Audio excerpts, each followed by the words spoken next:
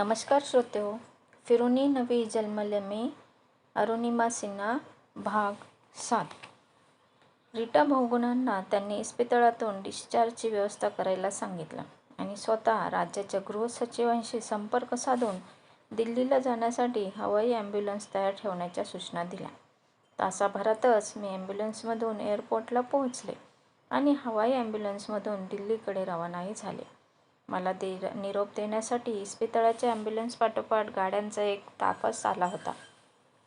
त्यात जिल्हाधिकारी, उच्च पोलीस अधिकारी आणि माध्यमांच्या व्हॅन्स सामील झाल्या होत्या. संपूर्ण रस्त्यावरची रहदारी थांबवून आम्हाला मार्ग मोकळा करून दिलेला होता. मी ॲम्ब्युलन्समध्ये मलूल होऊन पडलेले असले तरी ही सगळी हकीकत ऐकताना मला आतून खूप चांगलं वाटत होतं. आपला निर्णय योग्य ठरणार अशी खात्री वाटायला लागली होती.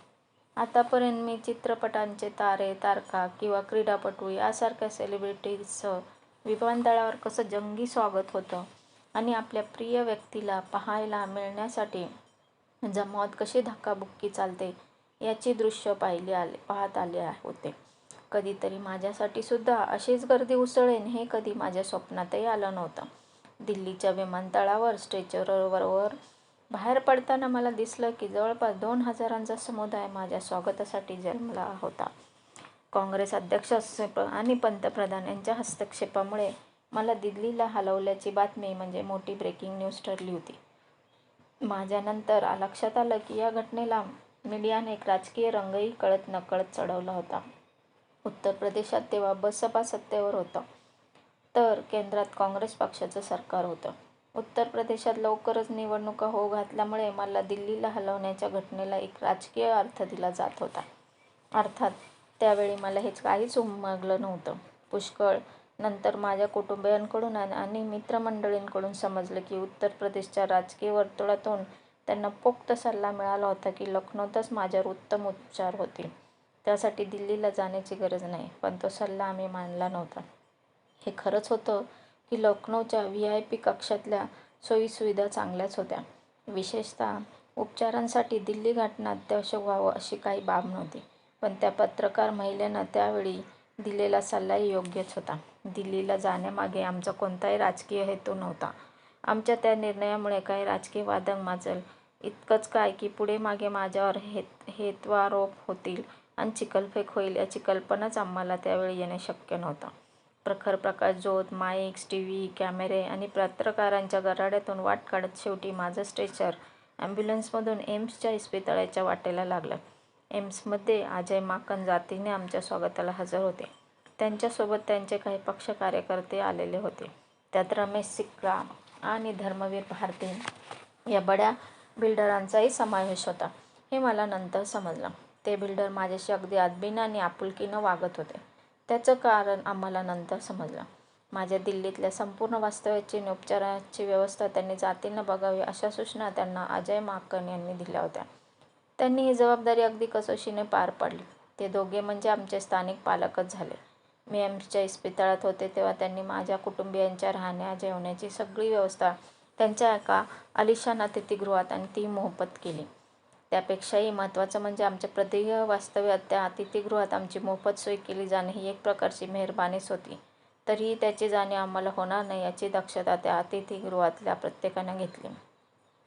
साहेब आणि राहुल अंगावरच्या कपड्यानिशी बरेलीला आले होते. त्यानंतरच्या धांदलीत आणि धावपळीत त्यांना कपडे बदलायला झालं नव्हतं की आंघोळ करायला मिळाली नव्हती. एम्सच्या इस्पितळात त्यांना सांगण्यात आलं की आंघोळ करून कपडे बदलून या. मग अतिथीगृहाच्या माणसांनी त्यांना कपड्यांचे नवे जोडसुद्धा पुरवले. सिक्का आणि भारती यांनी आम्हाला सर्वांची परोपरीने काळजी घेतली. त्यामुळे दिल्लीत आम्हाला काहीच त्रास झाला नाही. खुद्द अजय माकनसुद्धा आमच्याशी अगदी नम्रपणे वागले. एम्समध्ये कॉमनवेल्थ क्रीडा स्पर्धांच्या निमित्ताने एक विशेष वॉर्ड तयार केलेला होता. त्या वॉर्डात मला ठेवलं होतं. हा वॉर्ड म्हणजे पंचतारांकित हॉटेलसारखा सुसज्ज होता. सगळा स्टाफ स्वच्छ आणि उत्तम गणवेश घातलेला, नेहमी हसतमुख आणि कार्यतत्पर. त्या वॉर्डात एक मंद सुगंध दरवळत असायचा आणि वातावरण इतकं प्रसन्न की निम्मा आजार त्यानंच बरा व्हावा. दुर्दैवानं आपल्या देशात अशी इस्पितळं अगदीच दुर्मिळ आहेत. अशा इस्पितळात आणि वॉर्डात उपचार घेण्याचं भाग्य कितीशा देशवासियांच्या वाटेला येणार होतं. आणि समजा अशा इस्पितळात प्रवेश मिळाला तरी तो किती लोकांना परवडण्यासारखा आहे. वर्षाची कमाई म्हणजे 1 दिवसाचा खर्च. माझ्या कुटुंबियांना अर्थातच वाटत होतं की मला चांगल्यात चांगले उपचार मिळावेत, पण आमची सगळी स्थावर जंगम मिळकत विकूनही आम्हाला असल्या इस्पितळात उपचार घेणं परवडलं नसतं. पण अजय माकन साहेबांनी एम्सला सांगून ठेवलं होतं की माझा सगळा खर्च केंद्राचं क्रीडा खातं देणार आहे. हे कळल्यावर आमचा जीव भांड्यात पडला. एम्सच्या मधल्या तज्ज्ञ डॉक्टरांच्या एका पथकाने माझ्यावर उपचार सुरू केले. नर्सेस आणि वॉर्डमधला स्टाफ यांची 24 तास निगराणी होती. एम्समधल्या सर्व वरिष्ठांच्या फोन नंबरांची एक यादी मला देण्यात आली होती. केव्हाही कोणतीही गरज भासली तर बिनदिक्कत फोन करण्याची मुभा मला होती. मला भेटायला येणाऱ्या पाहुण्यांची वर्दळ सुरू झाली. काही जणांनी मला आर्थिक मदतही देऊ केली. केंद्र शासन माझा सगळा खर्च सोसणार आहे बहुधा त्यांना माहीत नसावं. मी नम्रपणे आर्थिक मदत नाकारली. ठीक आहे, उपचारासाठी नव्हे, पण तुमच्या मनातल्या क्रीडा अकॅडमीसाठी तरी आम्हाला मदत करू द्या, असा आग्रह कित्येकांनी धरला. त्यांच्या या प्रेमामुळे मी अगदी भारावून गेले. एम्स प्रशासनातर्फे दररोज माझ्या प्रकृतीविषयक बुलेटिन प्रसिद्ध होऊ लागलं. मला समजलं की कित्येक युवक, रिक्षाचालक, हातगाडीवाले, दुकानदार माझ्यासाठी मेणबत्तीच्या मिरवणुका काढून प्रार्थना करत होते. खरंच त्यांचा आणि माझा काय संबंध होता? त्यातले बहुतेक सगळेजण अगदी गरीब होते. त्यांच्या उत्स्फूर्त सद्भावनामुळे मला खूप आधार वाटला. एम्सच्या तज्ज्ञ डॉक्टरांनी त्यांची सगळी अत्याधुनिक उपकरणं आणि तंत्रज्ञान पणाला लावलेलंच होतं, पण जनसामान्याकडून व्यक्त झालेल्या सद्भावनाही तितक्याच मोलाच्या होत्या. हळूहळू माझ्याकडून उपचारांना चांगला प्रतिसाद मिळायला लागला आणि डॉक्टरांचं मनोधैर्य आणखीनच उंचावलं.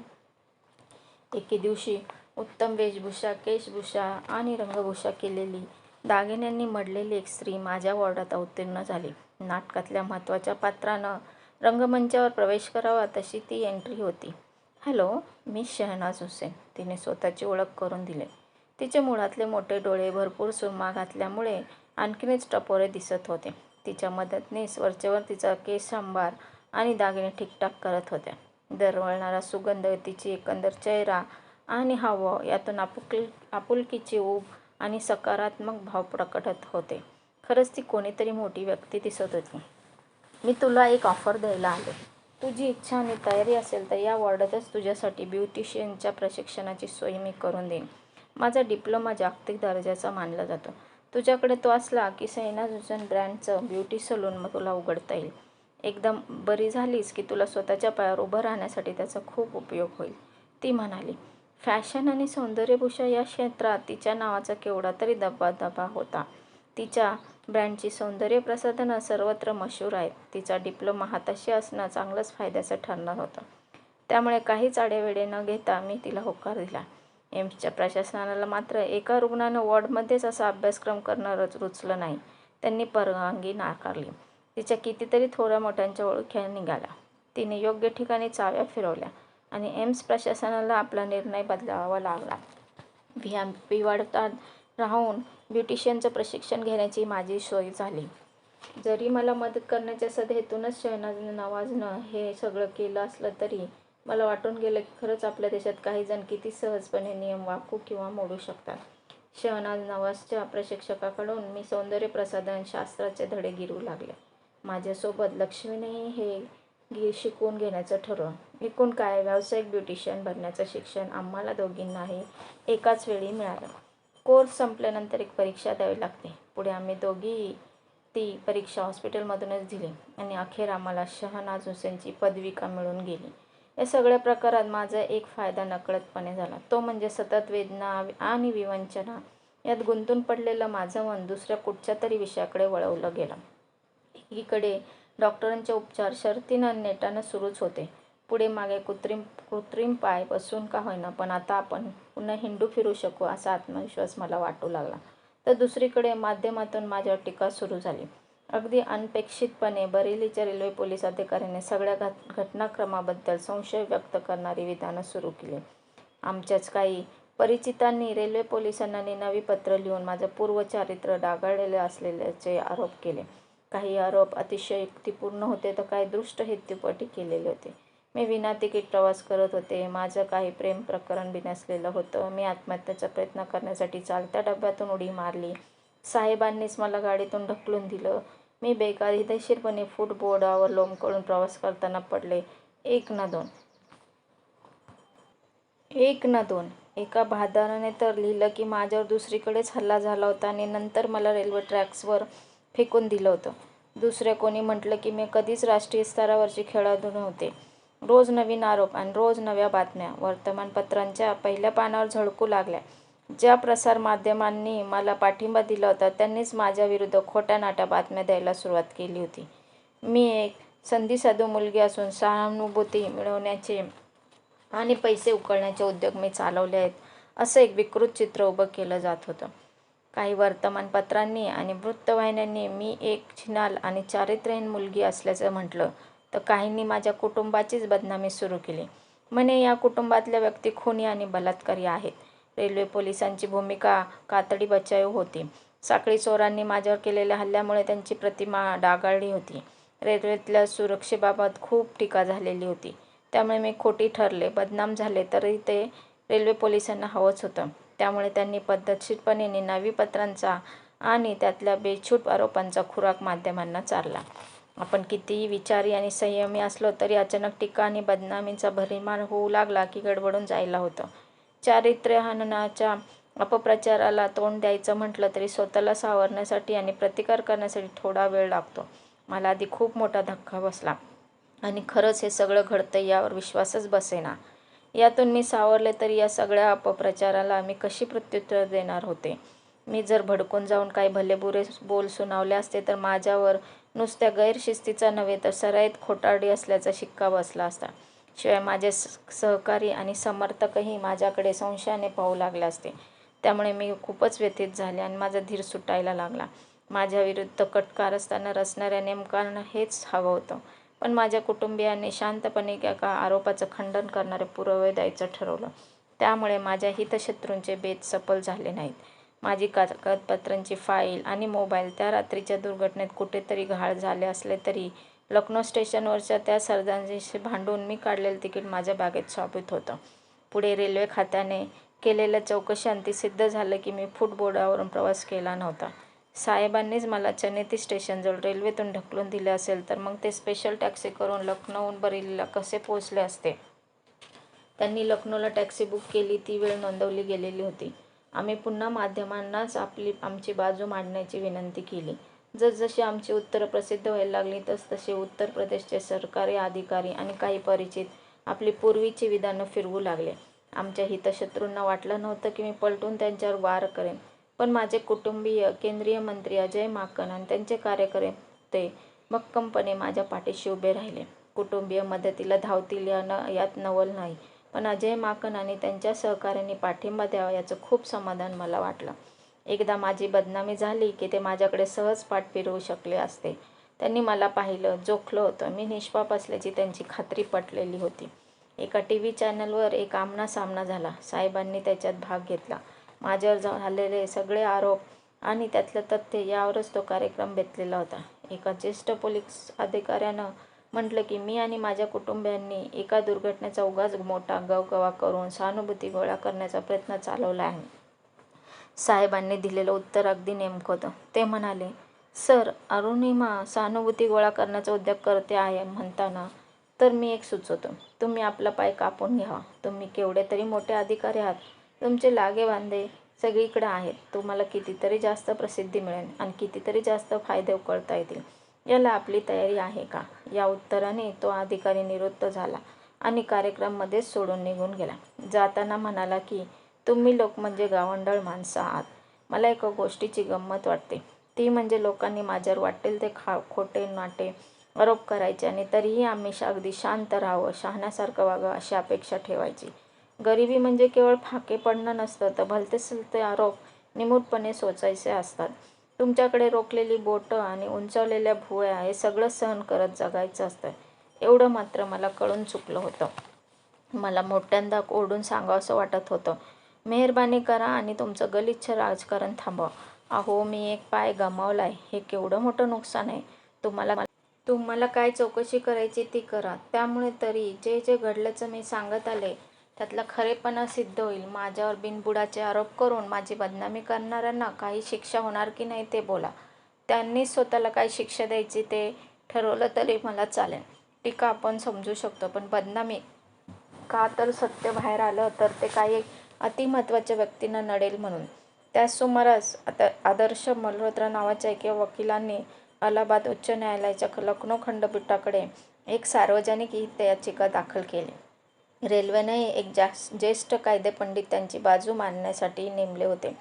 उच्च न्यायालयाने सगळे साक्षी पुरावे तपासले आणि रेल्वे खात्यानं मला 5 लाख रुपयांची नुकसान भरपाई द्यावी असा हुकूम दिला. त्यानंतर मात्र रेल्वे पोलीस अधिकाऱ्यांची बदनामी मोहीम बंद पडली. रोज काहीतरी नवीन आव्हानं पुढे येऊन ठाकायची आणि आशेचे किरणही उगवायचे. रोज काहीतरी नवं शिकायला मिळत होतं. दिवस भराभर उलटत चालले होते. एके दिवशी अगदी अचानकपणे मला साहेबांनी विचारलं, एव्हरेस्ट चढू जाशील? एक गोष्ट त्यांच्या वाचनात आली होती की आजपर्यंत एव्हरेस्टवर खूप जण गेले, पण पाय गमावलेली एकही महिला अजूनपर्यंत यशस्वी झालेली नव्हती. इकडे माझा एक पाय गेलाय, दुसरा अजून दुरुस्त होतोय आणि तुम्ही एव्हरेस्टबद्दल बोलताय? काहीतरीच काय? मी म्हणाले. ते हसून म्हणाले, म्हणूनच तर मी एव्हरेस्टबद्दल बोलतोय. त्यांना काय म्हणायचं होतं ते थोड्या वेळाने माझ्या लक्षात आलं. मी जर खरंच एव्हरेस्ट चढून गेले तर जगातली पहिली पाय गमावलेली महिला ठरणार होते. अर्थात ती खूपच कठीण गोष्ट होती. इकडे मी अजून कुणाच्या तरी आधाराशिवाय वाडातल्या वाडातही चालू शकत नव्हते आणि एकदम एव्हरेस्ट? स्वप्नातही त्याची कल्पना करणं म्हणजे वेडेपणाचं ठरायचं. पण साहेबांनी त्यांचा मुद्दा सोडला नाही. हे बघ, तू हे केलं नाहीस तर तू इतिहास घडवशील. तुझी बदनामी करणाऱ्यांना हेच चांगलं उत्तर ठरेल. माझ्यावर झालेले भयानक आरोप मला आठवले. मी राष्ट्रीय स्तरावरची खेळाडू नव्हते हा आरोप अजूनही मला सलत होता. पुराव्यादाखल माझ्याकडे कितीतरी प्रमाणपत्र होती. साहेबांनी गाजवलेल्या टीव्हीवरच्या सामन्यांवर नंतर दिल्लीच्या स्पोर्ट्स अथॉरिटी ऑफ इंडिया दुधाचार्यांनीही आपली टोपी फिरवत मी राष्ट्रीय स्तरावरचे खेळाडू असल्याचं मान्य केलं होतं. पण एक पारंगतुक जोडून, ते म्हणजे एखाद्या खात्याने मला नोकरी दिली तर ते खातं मला राष्ट्रीय खेळाडू म्हणून घोषित करू शकेल. हा काय अजब प्रकार होता. समजा मी कुठल्याच खात्याकडे नोकरी मागायला गेले नाही आणि कुठल्याच खात्याने मला नोकरी देऊ केली नाही तर काय माझे सर्टिफिकेट निरर्थक ठरणार? अशा विचारांनी मी कधी कधी खट्टू व्हायची. एव्हरेस्टची कल्पना पुढे आली आणि मी सावरले. मी साहेबांना म्हटलं, ठीक आहे, होऊनच जाऊ द्यात. यापूर्वी मी माझे अनिश्चित भविष्याविषयी खूप काळजी करायचे, पण आता एकाएकी माझ्या डोळ्यांपुढे एक ध्येय, एक स्वप्न, एक आव्हान साकारू लागलंय. अर्थात ते पूर्ण करणं सोपं नव्हतंच, पण यापूर्वी माझ्या आयुष्यात कोणती गोष्ट सहजासहजी माझ्या पदरात पडली होती? प्रत्येक वेळी एक झगडावं लागलं होतं, कष्ट करावे लागले होते. म्हणतात ना की पाण्याने अर्धा भरलेल्या पेल्याकडे बघून तुम्ही काय म्हणता यावर सारं काही अवलंबून असतं. अर्धा भरलेला की अर्धा रिकामा, जीवनाकडे पाहण्याचा तुमचा दृष्टिकोन त्यातून स्पष्ट होतो. मला विचाराल तर काही झालं तरी माझ्या कुटुंबासाठी तो पेला अर्धा भरलेलाच राहणार होता. तो पूर्ण भरायचा तर प्रयत्न करावे लागणार, झगडावं लागणार. आयुष्यात ध्येय आणि आशा असेल तर जगण्यात मजा आहे. त्या क्षणी मला जाणवलं की याच एका जन्मात नवा आणखी एक जन्म घेण्याचे योग बहुधा माझ्या कुंडलीत लिहून ठेवलेले होते. धन्यवाद.